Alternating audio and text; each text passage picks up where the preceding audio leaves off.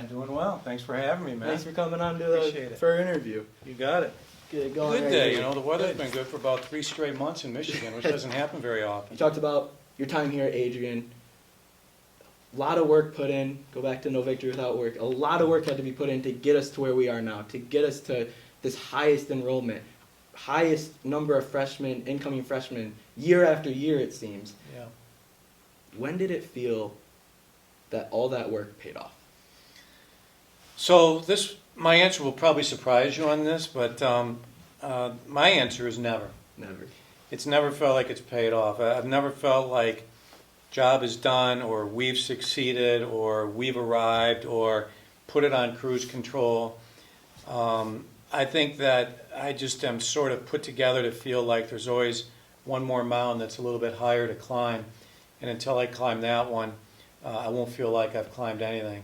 And that's not a good way to be, because you don't always celebrate, you know, your victories, so to speak. But you know, we're here for the students, right? And the students can tell a story that I can't tell. The moments of pride that I take in this place usually involve talking to either recent alums, long-term alums, or students who are in their junior or senior year who say, you know, every day that Adrian gets better, every time they start a new academic program, or as you said, have a larger class, or bring in another $1 million gift, or sending students off to great graduate programs, every day that happens, I'm more proud of my Adrian degree. And so I've talked to a lot of alums over the last several years who've said, I just am so proud to have that diploma on the wall that says that I went to Adrian College. So that's sort of the little bit of pride that I take, but I never sort of came to a spot where I thought, wow, we did it. I wish I could get to that point. It's just not me. You know, also in your book, you mentioned how you had to build up the infrastructure again. Some of the buildings were run down. You talked about building it up. We have Jones and Peel now, the Maryland Sport and Fitness Center, Docking Stadium another stadium, another awesome building that came into fruition from what you saw needed to be changed. How important is it to continue to update the infrastructure and continue to make changes here that aren't just education-based, but actually use-based? How important is it to continue to see people supporting this college and wanting to see the changes that you've already shown that you can do? Yeah, so that to me is sort of the highest level of honor and virtue that any person can have. And, you know, we've probably built almost $90 million worth of stuff over the last several years, and probably 50 million of that was donated, if not more. So we have had a lot of people giving us a lot of money. I think that if there's one area that's been tough for us to really catch up, it's the residence halls. Built College View North, we bought College View South, we've bought Argyle and the various apartment buildings. We've bought every house that we can get around the college, so it's gotten better. You know, we've redone Feeman and Davis. We've got money now. We just got a $2 million gift to redo Stevens and Powell soon. The problem with residence halls is that donors love to give to academic buildings. They'll even give to athletic facilities, and then they love to give to scholarship support.